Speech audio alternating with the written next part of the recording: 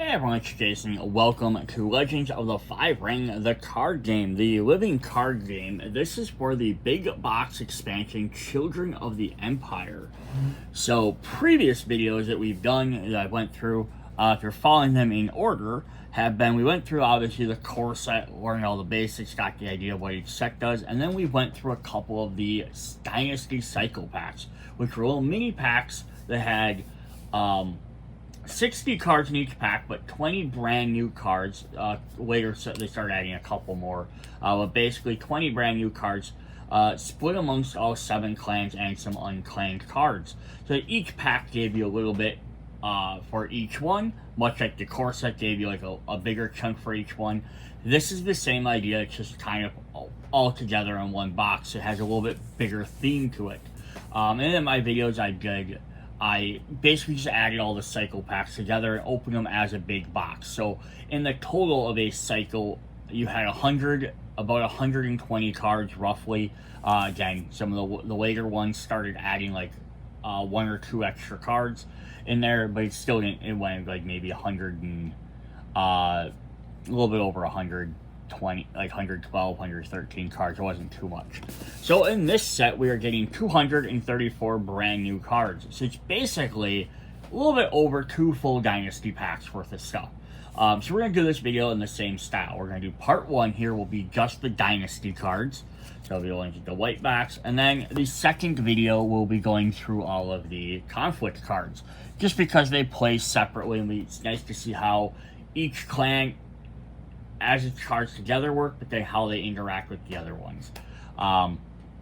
So it says, for 1,000 years, the Hankai dynasty has governed the Rukagan in peace, allowing arts and culture to flourish. Children of the Empire expansion celebrates that legacy and tranquility with 234 new cards. This expansion features cards that highlight the glory of the Emerald Empire, as well as those that depict moments from the game's ongoing storyline.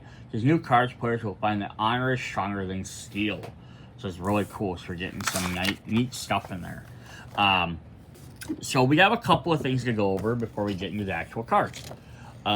Introduces new keyword composer and provides new streamlined language for the presentation of duels. This expansion also shines the light on honor within the game.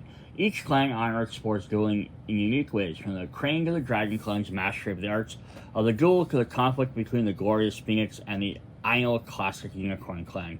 Meanwhile, the Hankai dynasty is highlighting the new Imperial cards, including the Son of Heaven himself. So new terminology is dueling. Now, it's not a new keyword. We've had dueling since the beginning of the game. But they've changed how it's wrote on the cards. It doesn't actually change how it works. They just kind of wanted to streamline it. Because all of the most repeated text words in the new terminology. The new standard presentation of the duel as follows. So now it's, instead of just saying, play this card, duel another character, and then do this action if it resolves. It's going to instead say, action, initiate a type of duel, military, political, resolve the duel, reward the duel's winner, and or penalize the duel's loser. So it's going to say, here's the exact action of one of them. Honorable Challenger says, action during a conflict, initiate a military duel. So it's telling you when to do the duel and what type it is.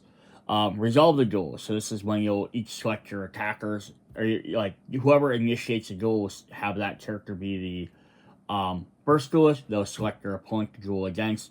You will secretly do your bids, your honor bids, trade the honor, then add that bid to your military or political might, whichever the conflict is, and then decide who wins. And it says how you resolve it. The winner's duel does not always result in this conflict. So it just kind of puts it all into an action, instead of it just being text on a card. The only thing this is mainly going to change in the game is there are cards that say they go off of triggered abilities.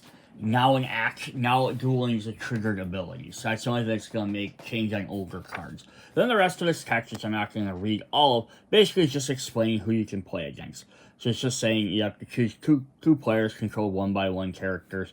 The parameters are the card that initiates a duel has to be one of the people. If you're in a conflict, the other guy has to be in a conflict, unless the card says otherwise. Note, all goals in this expansion can only be initiated during a conflict and therefore can only be used on characters participating in that conflict. And then the back of it just has a little bit more kind of like resolving exactly how it works. So yeah, it doesn't really change too much. It just adds that. It's an action now. Brand new keyword though is Composure. This expansion introduces a new keyword or ability, Composure. This keyword is a variable keyword, which means that each instance of Composure has its own ability text that is made active by the condition of the keyword. The character Composure gains a corresponding ability if its text is the controller has Composure. A player has Composure at any time their honor bid is lower than one of their opponents. So this is more like a it's like a key phrase rather than a key word, if you're familiar with Magic the Gathering. So anything that says it has Composure, it's going to give a different ability versus our previous keywords. So if you had Courtesy, Covert, Pride, Sincerity, they're always going to do the exact same thing no matter what. Composure is just going to be if you have a lower honor bid than one of your opponents, you get this ability. So if this person has it, Student of War, the character cannot be faded or discarded. Meaning the honor bid is Student of War's controller is lower than the honor bid of one of their opponents. They cannot lose fate or be discarded for any reason. If their honor bid changes to only be lower than their opponents, is immediately lost. The Composure is immediately lost. So it's just it gives them a certain ability based on your game state, which is a really cool idea because the whole honor bid plays a huge chunk of the game. So having the ability to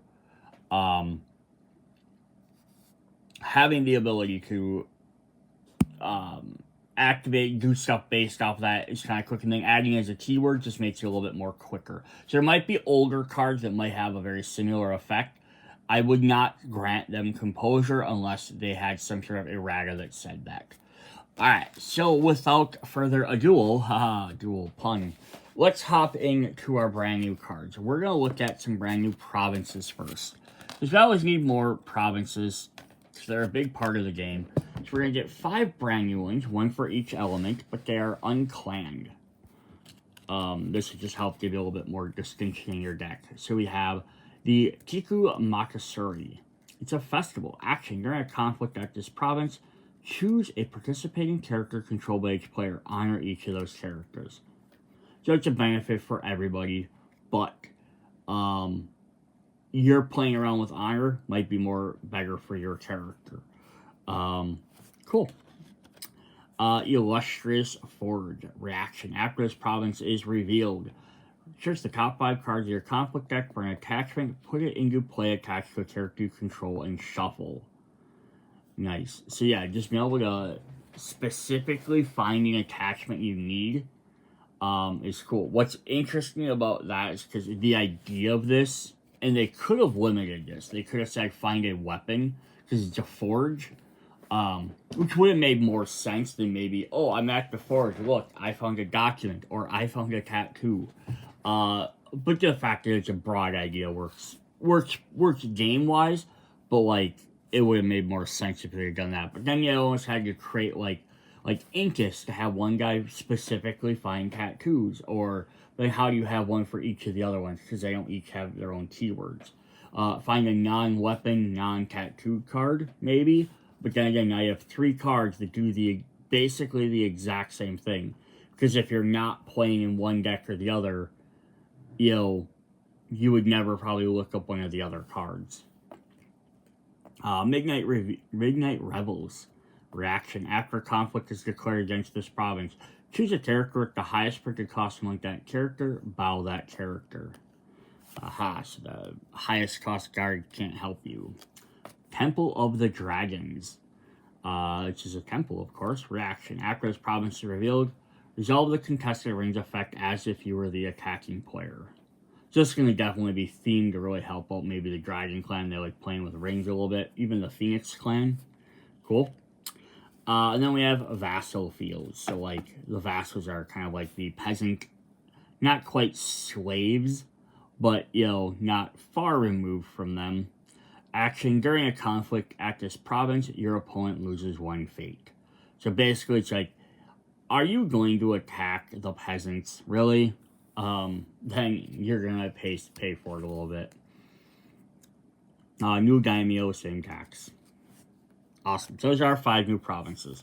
We're gonna head into our Dynasty cards then. We have our Crab Clan in the gray. So this is going to be the first of a cycle. And this is what was always interesting about the Dynasty packs.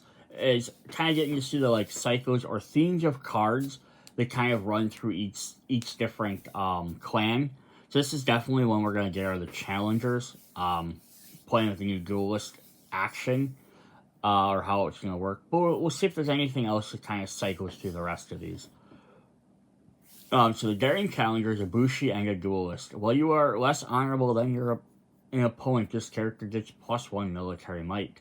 Action: during a conflict, initiate a military duel, resolve the duel, put 1 fate on the duel's winner.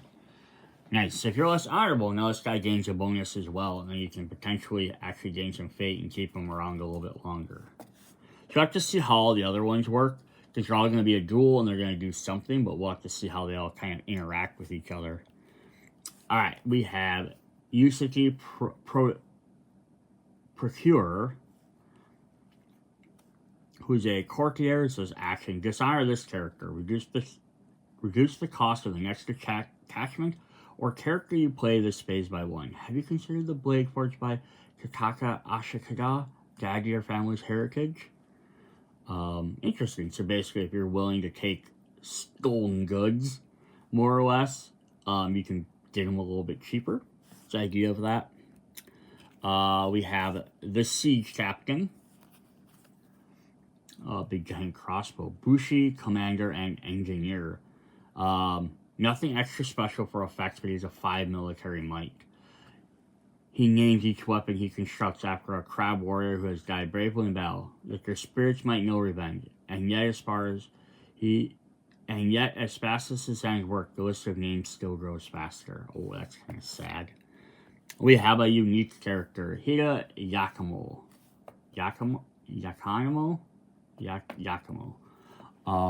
Those are like demon horses with like ghouls on them. That is interesting. The Shadowlands, probably. Bushi, Berserker, and Duelist. Ooh, fun getting back into the Berserker. We didn't have any, I think, in the last cycle packs. When you are less honorable than your opponent, this character does not bow as a result of conflict. Resolution in military conflicts, and cannot lose duels. Can't lose duels at all. The character is not the duel's loser, but the opponent's character is still the duel's winner.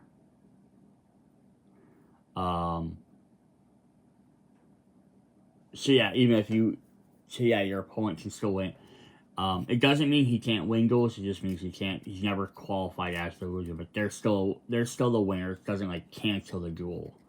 Very interesting. And we're playing a lot of stuff in here with honor.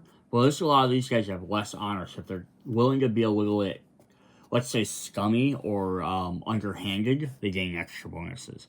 Our last crab is Heavy Ballista. Action: during military conflict in which you are defending, discard a card from your hand and choose a ready attacking character. Character's controller selects 1. Battle that character or remove 1 fate from it. They just took out this bat creature. And it's kind of like ramping up, like, versus it just being conflicts against different clans. We're getting more of like these like demonic creatures in here. And the crab are kind of like on the outside. They're like right next to it all. So like they're dealing with them more than the, scorpion are, who are kind of like in the inner part of the area. But yeah, it's nice. Discard a card from your hand, and battle that character is not attacking, or remove 1 fate from it. So it still gets to attack, but it might be deleted at the end of the game, or discarded. For our blue cranes, we're going to start with the Ichgenking Soloist. So there's another musician. We've had another one in a different set. Who has Courtier and Composure. The character cannot be chosen as a target of an opponent's triggered ability. So as long as your honor bidder is lower than your opponent's, they can't target this character. The Courtly Challenger. So Courtier and Duelist. After this character wins a duel, honor it. After this character loses a duel, dishonor it. So, oh, I was going to say, why don't they just give it the one keyword that does that? But that's not, that's pride for conflict. That'd been kind of neat if they came up with a new term for that, but during a conflict, initiate a political duel, resolve the duel, control the duel. Its winner draws 2 cards. Nice. So yeah, interesting there. So we have the one guy that does political, one does it. They have different effects for doing it. Then they also have different abilities for how the duels work. Even on top of that. So like this one's, if you win the duel, you gain a bonus. If you lose it, you discard. This one just had, if you're less honorable, you gain a bonus. So even the bonuses aren't like equal to each other. Which I do like. Kind of like a cycle of cards that are very similar, but they all work very differently. So it's not just repasted with different text on each one. Paragon of Grace, Bushi and Courtier. Action. During a conflict in which this character is participating alone, your opponent chooses and discards 1 card from his or her hand. If this character is honored, that card is chosen at random instead. Nice. So it's also so far I noticed with this box set is we're going back to some of the themes that were in the base set and kind of in the first cycle. The crab like to have their defense. The crane are like here, they like to be solo or do stuff alone. They're kind of going back to hitting some of that original stuff, so it ties in very well to the beginning things. We have a unique character, Tashimoko, Bushi and Duelist. Interrupt. When this character would lose a conflict, initiate a military duel against a character your opponent controls of his or her choice. Resolve this duel. This character wins. Instead of resolving the conflict as normal, both players count 0 total skill in the conflict. Return a contested ring to the unclaimed pool. Conflict has no winner. Oh, cool. So if you win, you basically just stop the conflict from happening. And this is also interesting because it's an interrupt, but it works the same way as the other one. So it might not always be an action. It could be an interrupt. Could possibly be a reaction. Which basically, again, saying initiate this type of duel. If you resolve the duel, and then if you win, do this effect.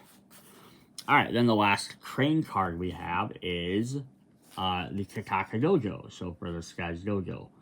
Action. During a conflict, initiate a military duel. Resolve the duel. Till the end of the conflict, the duel's loser cannot trigger its abilities. If the duel's winner is a duelist, bow the duelist as well. Ooh, so you could definitely hit them a little bit harder. Awesome. Our third clan in green, we have the Dragons. The Kitsuki Counselor is a courtier.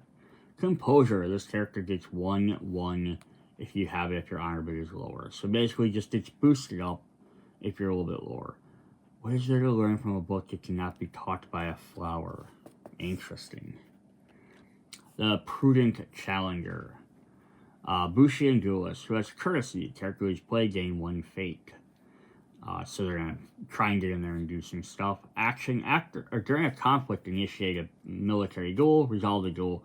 Choose an attachment attached to the duelist loser and discard it. So yeah, if you know, you challenge it and try and eliminate your opponent's attachments. Hopefully you don't attach something to your guy and then lose, and then you lose it. Although if you attach an ancestral card, you just get it back anyhow. So you might even kind of play this around, because that way you're like risking it with an ancestral weapon. Be kind of fun. The Tranquil Philosopher. Who's a monk. Action. Choose an unclaimed ring. Move 1 fate from that ring to another unclaimed ring, then gain 1 honor. Enlightening his unbent blade of grass amidst the raging storm. So yeah, kind of playing on some of their newer themes, moving fate around. Our unique character is Miramoto Hitomi, Bushi and Duelist. Action. During a conflict, initiate a military duel against up to 2 characters your opponent controls. Resolve the duel. For each character that loses the duel, its controller must either dishonor or bow it. Interesting. So you can fight 2 guys with him. There had been a time when Hitomi smiled, perhaps before his brother had died, but rarely since then. And then the last one is we're getting another dojo. It'd be cool if we got a dojo for each one. We didn't get one for the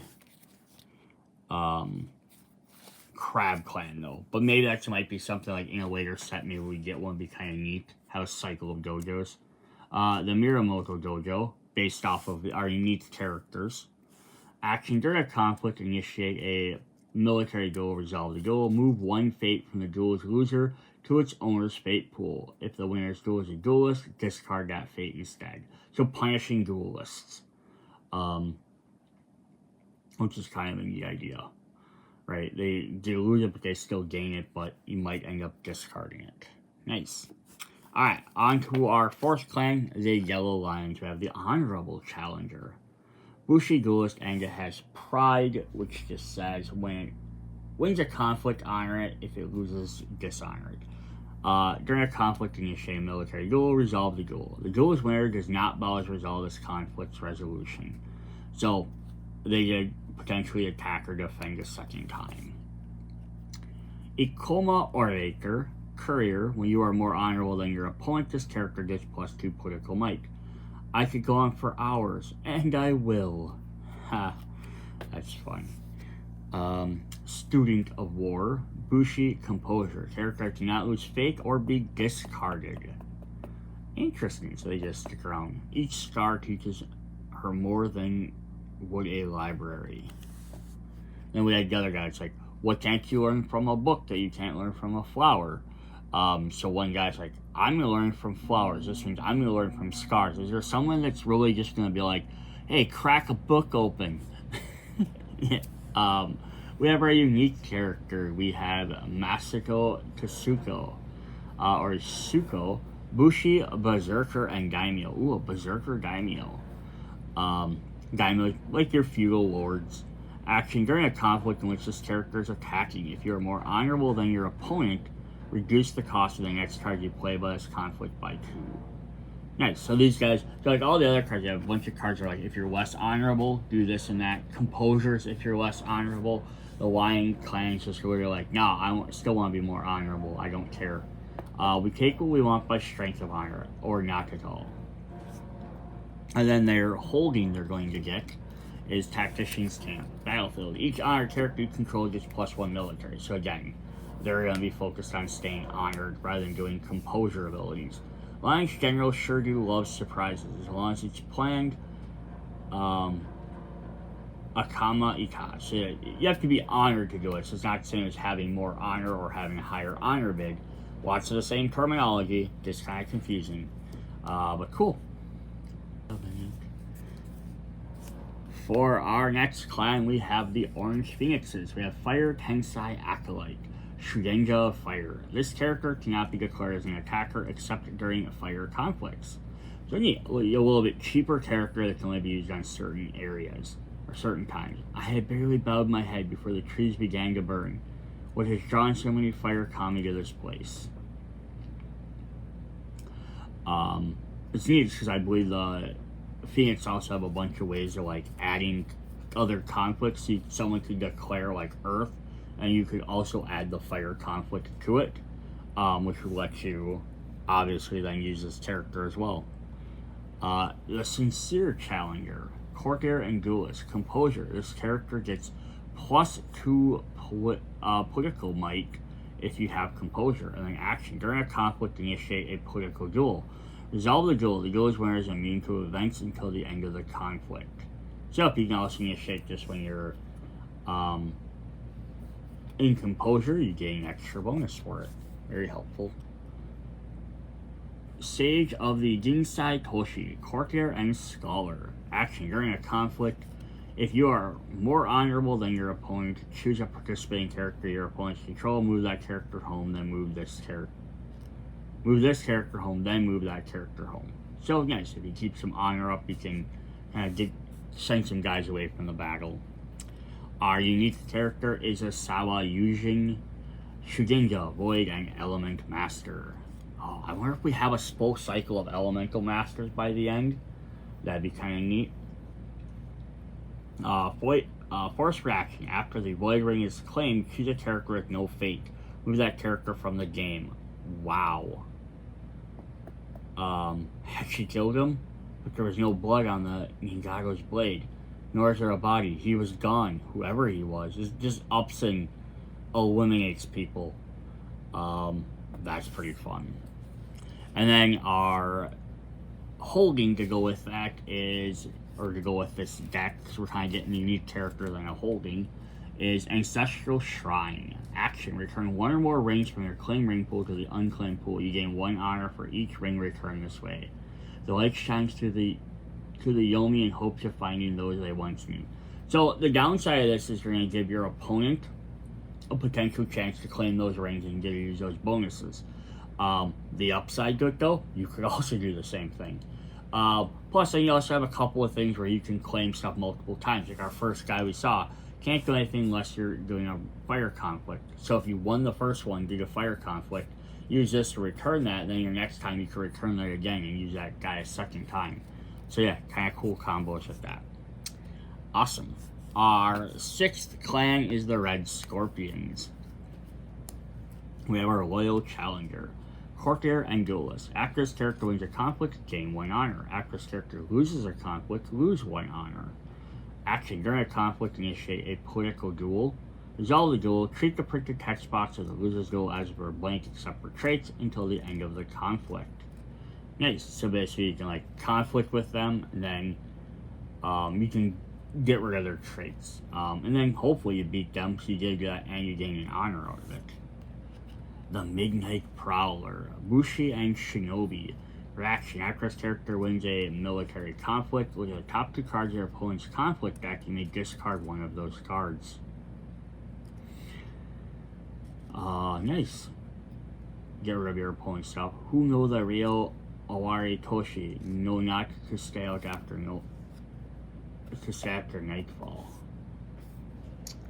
Attendant to the Emperor. Very simple card. 3, but has 5 political. Courtier Imperial. Will that be all? No extra text, but with 5 political, you probably don't need it. The Social Puppeteer. Courtier with Composure. This character must be chosen at a target of an opponent's event if able. You have Composure on it. Okay, cool. So if you have Composure, they're going to attack you. It's a flag bearer, basically. Action: during a conflict in which this character is participating, switch the honor dials with your opponent until your next honor bid. So you're stealing their bid. Nice. So if your opponent went lower, you can flip this over and then have Composure, or vice versa. If for some reason you don't want to sacrifice her this turn, you could flip it the other direction. That's neat. And then we have our unique character, Shoshiro Hamatetsu. Daimyo and Shinobi. Action: lose 1 honor. Search your conflict deck for a poison card, reveal it, add to your hand, shuffle. That is a fantastic card. There's like 4 or 5 different poison cards, I think. I think I've already seen at least 3, but I'm sure there'll be more throughout the rest of the sets. So having a card that can just find these is really cool. Because then you can find specifically the one you want, or you could have like 3 of this guy. You only get 1 out at a time, but you could put 3 of them in your deck, find them, and then not have to have 3 of every poison to find it. You could have 1 of each, but you could find them with 100% guarantee. Through blackmail, lies, and poison, he schemes to see his sister fall. Ooh, maybe we'll see her sister in one of the sets too. Scorpion Clan is the first one that does not have a holding. So very interesting there. Our final clan is the Purple Unicorns, Outskirts Sentry, Bushi and Scout. Reaction: after a character is moved to the conflict in which this character is participating, choose a participating character, honor that character. So if a character joins him in a conflict, you get to honor another character. Could be him, could be the guy you just brought in, could be a third person altogether. Our final challenger is the Honest Challenger. Cavalry, Bushi, and Duelist. Composure gets +2 military might. Action: during a conflict, initiate a military duel, resolve the duel. The controller of the duel winner moves a character from his or her home area to a conflict. Nice. You bring someone in, which Purple loves to do. Eyed Negotiator, Courtier, and Cavalry. Reaction: after you reveal your honor dial, change the bid on your dial to a value 1 higher or lower than its current value. His eyes betrayed him, as the eyes of the Sultan had in Sava Slim. Interesting. So, after you reveal your duels, you can decide, do I want to go higher or lower? Just get one, depending on what you're doing. If you're drawing cards, this could help you get an extra card draw out of it, or reduce it if you don't really think you need to. Maybe your opponent went, like, you're like, I really need to draw 3 cards, but I don't need to draw 4, and your opponent went farther. You could close the gap a little bit more, so you don't have to draw as many cards. But you can also use it so, like, maybe if you draw the same, instead of just tying, you could choose to have yourself win or have them lose. So very interesting card. And then we have Shidomi Heroine. Bushi, Cavalry Angle, and other Battle Maiden. Reaction: after an opponent gains 1 or more honor through the card effect, ready this character. And then our final unicorn, they don't also get a holding. We had Yukaku Kamako. Kamoko, Bushi, Cavalry, and a Battle Maiden. Ready. Well, this character is dishonored. Do not subtract its glory from its skills. Okay, interesting. Reaction: after opponent breaks 1 of your provinces, choosing discard card from your hand, ready and honor this character. So basically, sending a battle, if they lose, who cares? If you get dishonored, it's not going to affect your glory at all. But if you win, or if your opponent breaks 1 of your cards, so like which means you lost, discard card from your hand, ready this character, and honor it. So if it was dishonored, now it's regular. If it was regular, now you can honor it, and it just jump back in. Very cool. Awesome. So those are our 7 clans. We do have we have a bunch of unclanned cards. This is where the extra bunch of cards. I said normally it would be like 120, so about 240 cards. We have a bunch of I think it's like there's 27 new cards for each clan, where we have 40 neutral cards. We have a lot more extra neutral cards than we would have gotten the clan packs or the dynasty packs. This is to help fill out some of the extra stuff, which is always good to do. So we have an Inspiring Challenger. So we have a colorless one, Bushi Ghost, and we have the Mantis clan, which we haven't seen for quite a while. Which is the unofficial 8th clan. Like they're one of the lower clans, because there's a bunch of lower clans. And I think eventually in the story they become an official clan. I don't know if they become the 8th clan or if they replace the clan. I haven't followed the story enough to know. Kind of briefly reading about it. This character gets +2 to his glory and action during a conflict. Initiate a military duel, resolve the duel, honor the duel's winner. Nice. Just get some extra honor. That means if he's honorable, he gains extra glory, which boosts him up even higher. We have Sepuin Hidden Guard, Bushi, Imperial, and Yujimbo.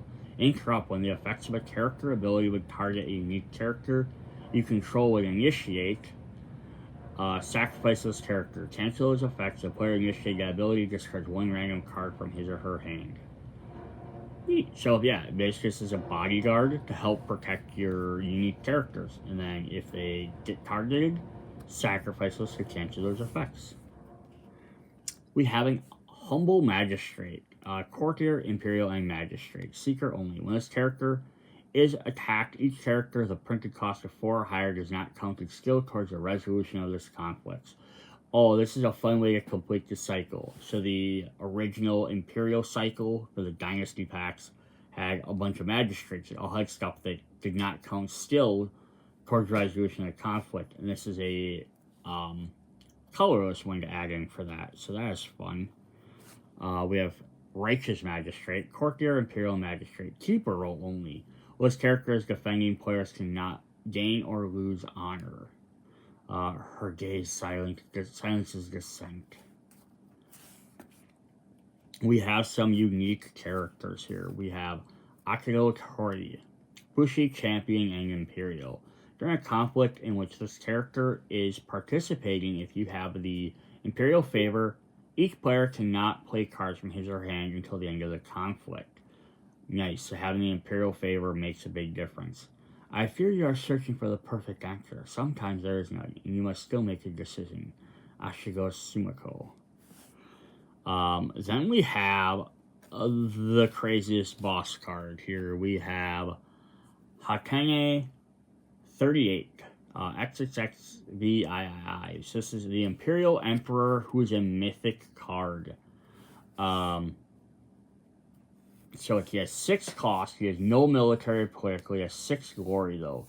No attachments. If an opponent has an Imperial favor, discard this character. So very risky to play because it costs a lot. For that action, during a conflict, choose a participating character, bow that character. So just eliminate one guy from any conflict. Interrupt. When an opponent triggers an ability that chooses one or more of your targets, you choose those targets instead. So yeah, this is why this guy is friggin' costly, and you can lose him very easily by losing the battle. Because if you trigger anything, which are actions, reactions, or interrupts, including now all your duelist actions, your dual actions are all actions. They get to choose who does it instead. You still might end up winning. It might not make a huge difference. But yeah, that is pretty crazy. That's definitely a cool card. I don't know if it's a card you're gonna say, I'm gonna put this in every single deck. But he could, if you definitely you're making an Imperial deck. Then we have 1 copy. So this is the only other. So this is one thing I started later on. After the 3rd cycle, they started doing this. 3rd Dynasty cycle. If they're limited 1 per deck cards, they're only giving you 1 copy instead of the 3. So most of the time, it's not gonna make that big of a deal. Because you're making 1 player owns it, they're gonna make it. Even if 2 players are sharing cards, not often are you gonna want the exact same card. Because you're probably not playing the same clan. This is a little bit different because it's, of course, an unclanned card, so it can go in any deck. But if you find yourself fighting over cards, then just each player needs to start buying their own stuff. So when Miaya Library, Imperial Library, limited 1 per deck. So we just mentioned we needed someone to tell you to go read a book. Here we go. Well, the top 4 cards of your Dynasty deck, you may choose an Imperial character from among them and switch it with this card. Face up, put your cards back on top in any order. Interesting. So you shuffle this back into your deck to get 1 card. And then eventually you'll get this and you can keep doing that over and over. Again, you only go work with Imperial. So, again, sharing with a 2nd player, unless you're both making Imperial decks or you both have a couple of Imperial cards in there that you're trying to specifically find, chances are you're probably going to make completely different decks. Then the last cards for the Dynasty half of this box are Proving Ground, which is another dojo reaction. After a character you control wins a duel, draw a card. It's nice, a card that really benefits from doing dueling. So that is really neat. Alright, so that is what we have for Children of the Empire for the Dynasty half. So come back, check out Part 2, where we go through all the conflict cards and we see what interesting new stuff we have in there. See you guys later. Bye.